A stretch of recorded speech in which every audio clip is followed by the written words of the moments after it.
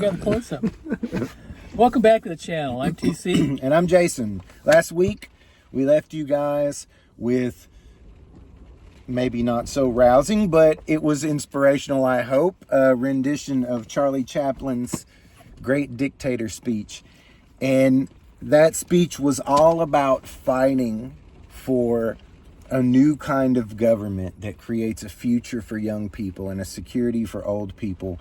And that time, the early 1930s, that was my grandparents' generation. They fought for that new world and they got it. And that is kind of what we're going to talk about today. So take it away, TC. Today we're going to talk about the 17th Amendment. It's not the amendment that is the critical part here.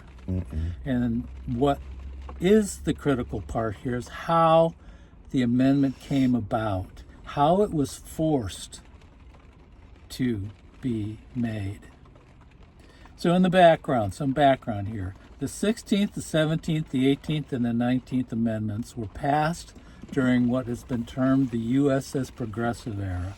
The Progressive Era was from 1890s through the 1920s. It was a period in the United States characterized by multiple social and political reform efforts.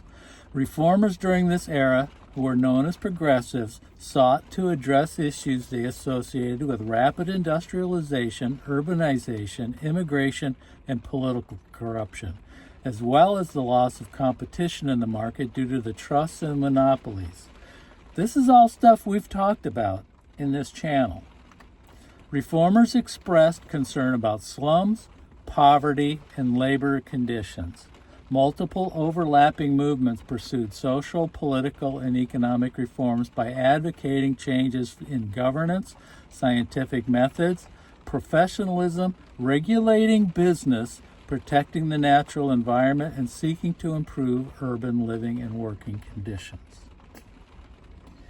Senator Glass of Glass-Steagall fame, I think, might have been part of that group of people. The 17th Amendment changed the way that U.S. senators got hired. Prior to this, it was individual state legislators that did this. This was the method that the framers chose to limit the power of the people, or what sometimes they considered was the mob. This was the elite or the aristocracy maintaining control. You've got to remember that this is the period during the French Revolution. They were well aware of what was going on over in France at the time. Many states regarded electing their senators as a method of them having a say in the federal government. The people had the House, the states got the Senate, and because nobody trusted a strong federal government. However, by 1890, the people wanted reform. It was the Gilded Age where wealth was concentrated in a few, think of the robber barons. Many of the wealthy controlled state legislatures. For example, Leland Stanford, the founder of Stanford University, and he was a railroad tycoon, and he controlled the California legislature. There was a perception of corruption that the senators were bought through their state legislators. As early as 1826, there were multiple attempts to shift the election from the state legislatures to the people. By the 1890s, the movement had grown strong and reformers worked on two fronts. There was the states/the people, and then there was the federal legislative. On the first, there were four political parties at the time. There was, of course, the Democrats and the Republicans. But there was also the Greenback, which was primarily up in the Northeast, and then there was the Populist Party. They were down in the Midwest to the Southwest. They must have been holding enough of the vote to make a difference. Mm-hmm. Yeah, okay. The Populist Party was instrumental in forcing this reform. In 1892, they incorporated this reform into their Omaha platform. We're going to do a little bit more on the Populist Party in a moment. But by this time, 10 states had passed laws incorporating a primary as an advisory vote to their state legislature as to who the people wanted as senators. Oregon, and then they were followed by Nebraska, actually passed laws in 1906, passed laws that made it a direct election. So it's the states that are forcing the federal government. The people were seeing corruption in the process of state legislatures. There was a perception. Gotcha. Okay. This is reminiscent of today's National Popular Vote Interstate Compact to reform the Electoral College in the states that are by taking control of the federal government. Okay? It's an interesting thing, this National Popular Vote Interstate Compact. Add into this the propagandist William Randolph Hearst, who, through his Cosmopolitan magazine, hired a muckraker to write and then published an article called The Treason of the Senate. He called out Rhode Island senator as the principal traitor among the scurvy lot in control of the Senate by theft, perjury, and bribes, corrupting the state legislators to gain election in the Senate. This was high drama. I love the language here. On the second front was the national legislative. Reformers worked toward a constitutional amendment which was strongly supported by the House of Representatives, but it was opposed by the Senate for 20 years. So in the 1890s, the House is trying to do this, and the Senate said, we ain't doing it. They liked their corruption. They liked the system which kept them in power. That is important to remember, that is not new behavior in the upper echelon of our government. That when corruption rolls around, they tend to get comfortable with it. Anyway, go ahead. So the people wanted it, the state legislators wanted it, the House wanted it, but the Senate opposed it. And during this period, the Populist Party decided to take control. They pushed for a constitutional convention, and in 1910 had the 31 states that were required to have it. Understand, this is an Article 5 convention, not an amendment process. They were like, no, not an amendment. We want a convention. Yeah, because the amendment requires the House and the Senate to agree on it. Constitutional convention, on the other hand, only requires a few states. Strategically, it's important to understand that, because if the people were just rising up and saying, hey, we want an amendment, maybe that happens, maybe it doesn't. But when the people rise up and say, no, we want a convention, things happen anyway. Well, I saw, off topic, I saw a video the other day, and it was talking about what are the chances of anything actually getting through the Congress. If there's 30% of the people want something, there's a 30% chance that it's going to get through. If 90% want it, there's a 30% chance it's going to get through. In other words, Congress doesn't really give a shit what people want. So, in 1910, 31 states are on board, but that same year, 10 opposition senators were fired, and the new hires were reformers. The new senators and the call for a constitutional convention was a huge wake-up call. The controlling Democrats and Republicans suddenly realized they were on the wrong side of history, and that if a constitutional convention was assembled, everything, and I mean everything, could change.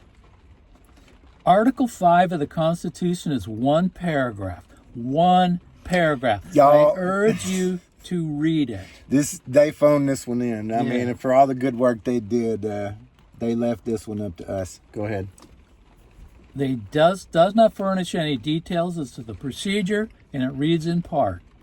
The Congress, whenever 2/3 of both houses shall deem it necessary, shall approve amendments to this Constitution, or on the application of the legislature of 2/3 of several states, shall call a convention for proposing amendments, which, in either case, shall be valid to all intents and purposes as part of the Constitution. Lack of details, lack of definitions. What is several states? There's a few more parts to this paragraph, but those are the parts I thought was critical. So you see, if the convention is called for a specific purpose, that purpose need not be adhered to. Article 5 doesn't detail how the delegates are chosen, nor how many or how the convention is conducted. The only example we have is the original 1787 convention. Which is why they were scared of it. All of these things I think are really interesting. Delegates, how they would be chosen, how the convention would be conducted. Questions that have to be answered. Need to be answered. So, the events of 1910 scared the bejesus out of the Senate, and they finally passed the amendment in 1912, and the states approved it by 1913. And that's why we vote for our senators today. It was the people and it was the states forcing the federal government to act. It took time. The 17th Amendment is a great example of how we, the people, and the states can exercise our power over the federal government. We, the people, need not accept the status quo, nor the gridlock, nor the bullshit that's coming out of Washington. A key is exercising control over our own state governments. Because once those state governments are acting for us, they can influence the feds. I'm going to stop here with the 10th Amendment. The powers not delegated to the United States by the Constitution, nor prohibited by it to the states, are reserved for the states respectively, or to the people. It's up to us, folks. The important thing to me about all of this that I think all of us need to remember and think about is that the language that we need to fix the problems that we have already exists. It already exists in this 238-year-old document that we have. All that's really required is the political will to exercise the language that's there. Mm-hmm.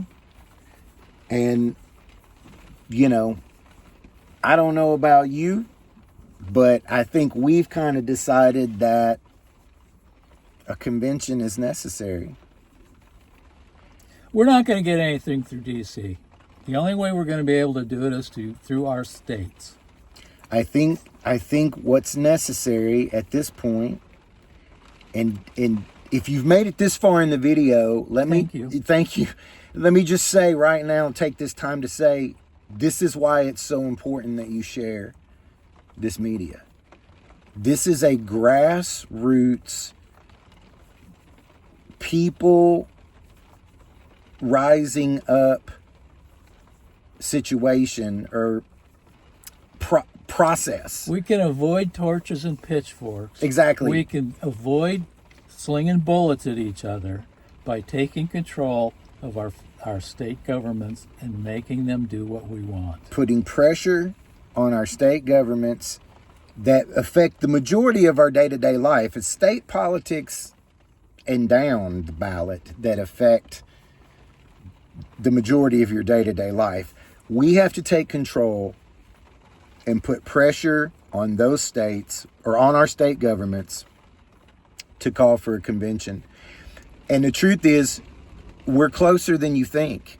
There are already campaigns. And we will talk about that next week. We'll tell you about it next week. Investigate and share this media. Our new message is that it's time for a convention. We need to maintenance this document, this 238-year-old document. It makes zero sense that the first convention has been the only convention. And they provide the means with which we can fix it. Absolutely. Or change it. But again, state, local governments, you got to get involved. We'll talk to you about it next week.